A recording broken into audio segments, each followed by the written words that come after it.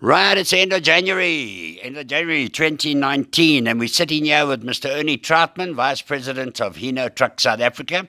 And we've just been attending the first press conference of the year.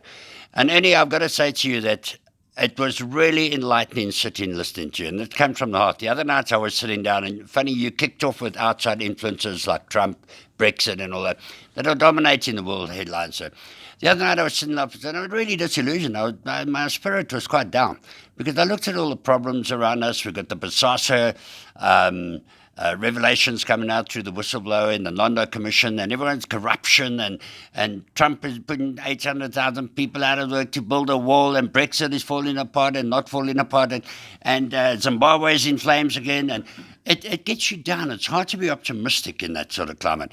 And what I picked up this morning, Ernie, was tremendous optimism coming from Hino. You do acknowledge the problems, but you're not letting them overcome you.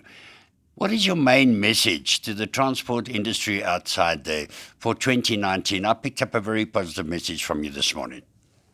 Yeah, thanks, Patrick, for those kind words. I think our philosophy always has been is try to find the positives. You must be aware and you must be realistic what's happening around you, but you can only control what is within your parameters of expertise. So we try and see in every opportunity there must be something that we can do, something we can gain something from. I think there's a favorite words that I always tell my people. Our chairman and ex-CEO, Dr. Jan van Zyl, always used to say, we do not participate in a recession. We do not participate in negativity. We try and see what can we do to improve things. And, sometimes it's tough, but I think as a leader of an organization, it's my responsibility to portray a positive message and realistically show them where we are going. I also spoke in my presentation of Start Your Impossible. Start Your Impossible has to be led. You have to give direction.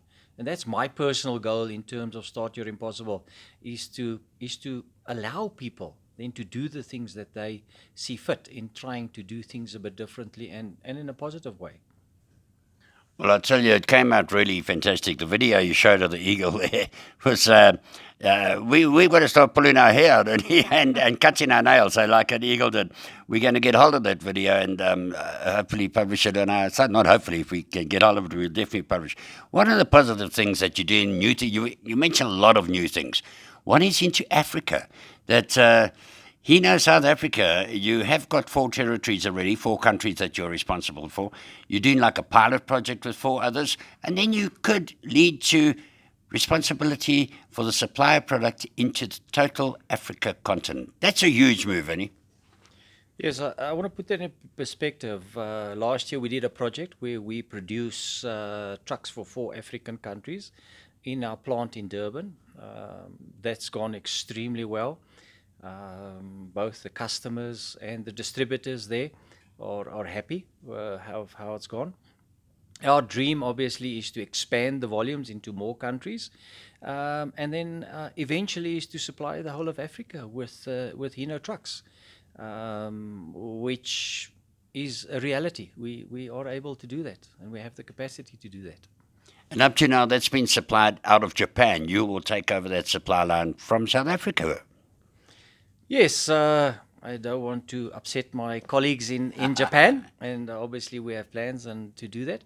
But yes, it does get done out of Japan. Okay, the other interesting thing that I saw, that I picked up there, well, there were lots of interesting things. But one thing that is so positive, which FleetWatch has always been on, and remember I used to nag you about driver training. We used to have long discussions with it. You've implemented a dynamic driver training program within Hino for your customers. And can you just outline what you've done there and some of those very lovely results that you've been getting out of that? And driver training does pay? Yeah, that's one of the most activities, or the most activity I'm the most proud of in terms of what we've achieved through driver training in 2018. It's over 70 companies we have trained. It's close to 700 drivers. And it's not just about the saving in terms of fuel and damage that is so gratifying. It's hopefully we have put a driver out there that is more safety conscious, that has avoided an accident just because of the learnings that we've taught him. So, it is our contribution also in terms of safety on the roads. But, and I think the demand for that is growing. And we doubled our capacity and must probably have to double our capacity again going into the future. Ernie, I've always pushed, a revelation came across me last year, where the driver, I've always pushed for safety in that, but the driver, through training, can actually become a profit center for a company who's losing revenue on other sides, such as the retail group, so the consumer who's not going in and spending as much as they did last time. You need to make up that shortfall. The driver, through your type of training, can become a profit center for a company instead of through fuel savings, reduced accidents, means less maintenance. Definitely so. I think the driver becomes a very, very valuable asset to any organization. And, once again, I think the companies in South Africa have realized that their biggest advertising opportunity are their trucks on the road. Yes. And we've seen this in the way that they look at their corporate image, which is on their trucks. So the driver is not just longer the driver of the truck. He portrays the image in the way that he drives the image of this company. And he can build or break this brand through his or her actions for that matter. So yes, he or she becomes a very valuable asset to the company. Yeah, and compliments on what you've done on that driver training. Last question. Now, I was very interested to see you forming a specialist heavy vehicle or extra heavy or heavy vehicle division team within HINO.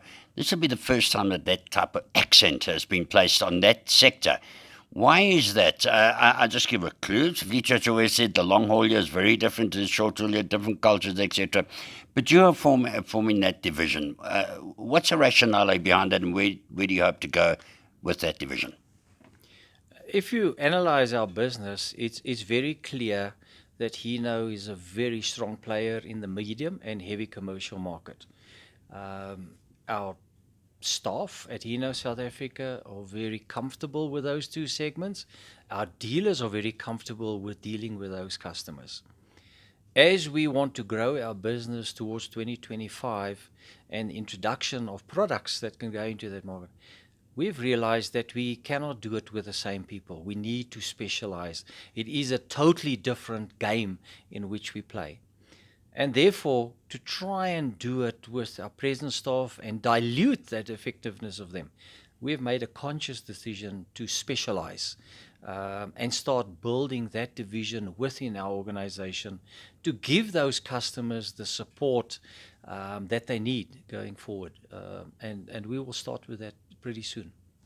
Fantastic. So it's a focus on that sector away from the medium sort of sector. It's a different focus. It's different disciplines, different everything, isn't it? And I said last time, but you and I could sit there all afternoon.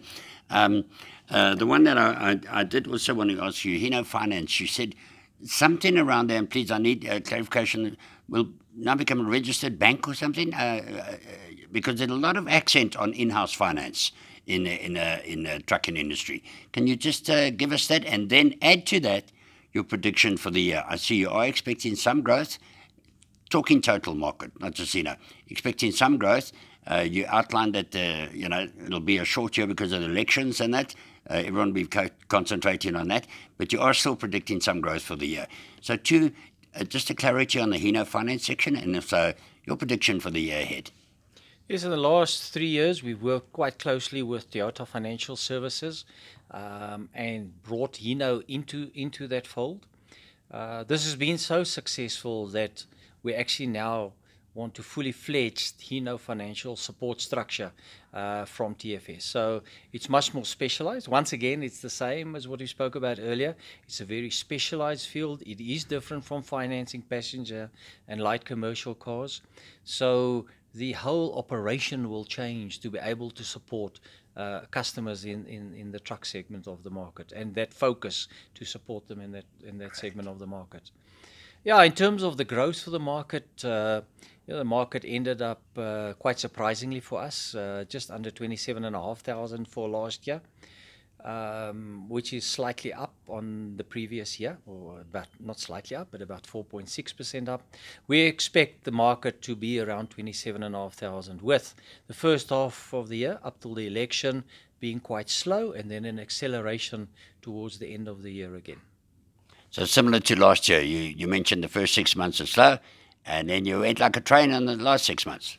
Yeah, I think it will be quite similar. Obviously, different circumstances which drove that, but I think we will see once again a first 6 months growth and then an accelerated second 6 month growth period.